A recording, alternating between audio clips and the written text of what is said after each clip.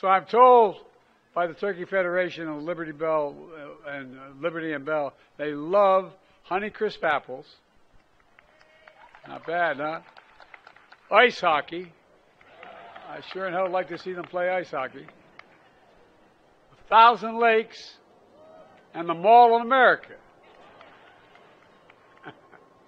Now, just to get here, Liberty and Bell had to beat some tough odds in competition. Increased funding to the agency would help it more experienced auditors who can handle complicated tax filings. It could help the agency close the annual gap between what is owed and what is collected.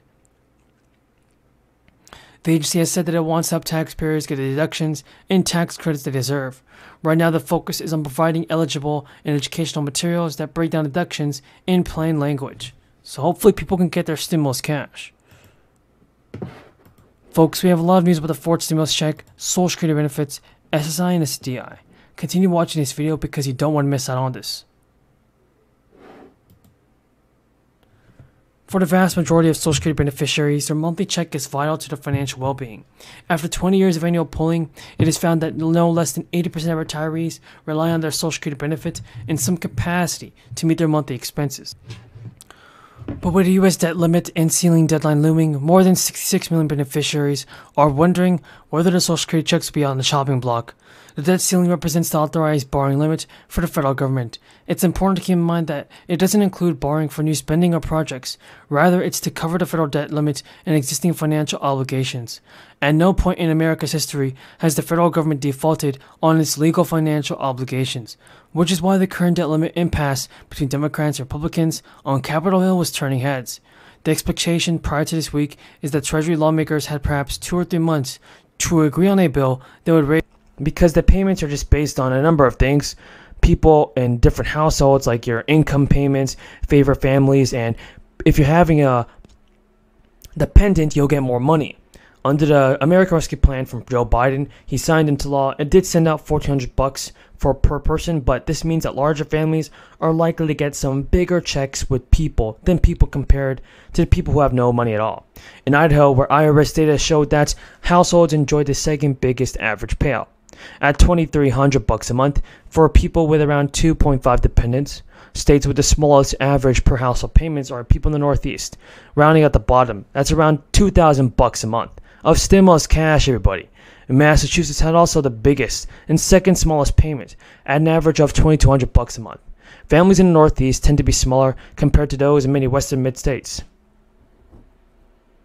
because those people have higher incomes and likely limited number of people eligible that are in for more stimulus cash. For instance, the last round of checks provided $1,400 to each single taxpayer, and now it's $2,800 if you're filing and making less than $150,000. Above those dollar thresholds, the payments taper off. The IRS announced that more than half of the payments have been sent to households making less than $50,000 a year. Households earning less than $10,000 received the greatest number of payments, with the tax agency sending more than 22 million checks to the income group. And that's far more than expected. Back in September, though, the IRS announced it was attempt to contact the nearly 9 million low-income people, an important part of our fabric of our state, and help us continue functioning during this time. The Minnesota Department of Labor and Industry announced that applicants who chose direct deposit will see their checks within 10 days. However, you could see your payment within 3 to 4 weeks if you chose to receive the compensation via debit card. Applicants who applied should have received an email informing them if they were approved or denied for the one-time payment.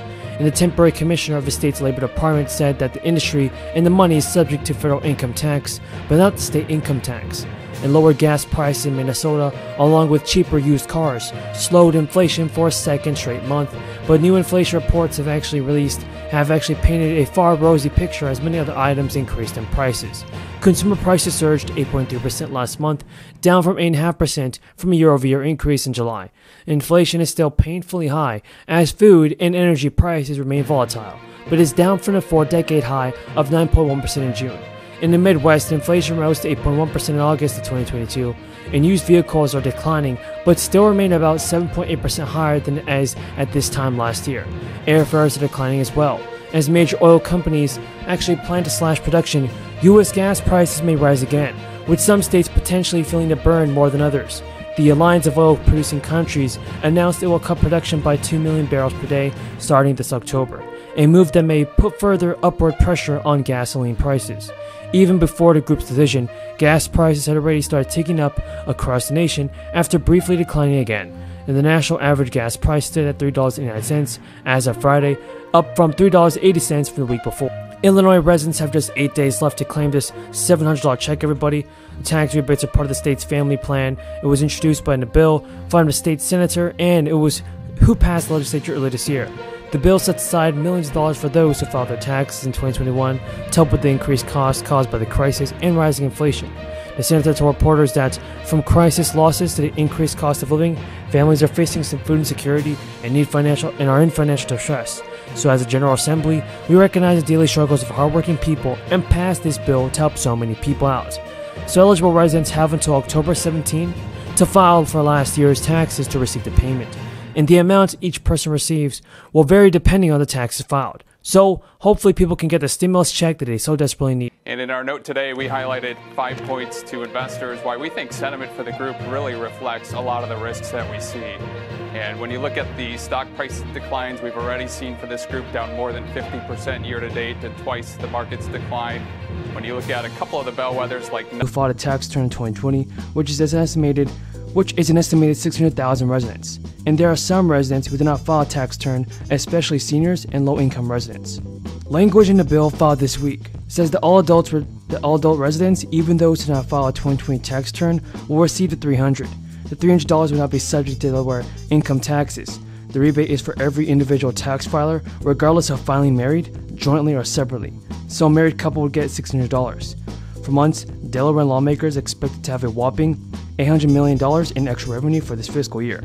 The Delaware Economic and Financial Advisory Council recently projected that there will be an additional $260 million in revenue for this fiscal year, resulting in a surplus of $1 billion. Lawmakers said they expect to vote on the measure next month. It's expected to sail through the General Assembly quickly because it is backed by Democratic and Republican leadership. Representative Valerie Longhurst, the state's House Majority Leader, said the hope for residents to receive the money before June 30th. So this is nice news for Delaware residents. And also, people in Maine can now check the status of their $850 relief payments using a new website from the Maine Revenue Services. The checks, which will be paid for with $730 million from the state surplus, were approved by the Maine legislature this past season as a one-time payment to help with the rising cost of inflation. The Department of Administrative and Financial Services says it mailed initial $5,000 relief checks via the U.S. Postal Service. Those are expected to arrive in mailboxes as early as this week. The department will then issue around 200,000 checks per week after that, with the vast majority of qualifying Mainers who have already filed their 2021 Maine tax return expected to receive the check by mid-July. Eligible Mainers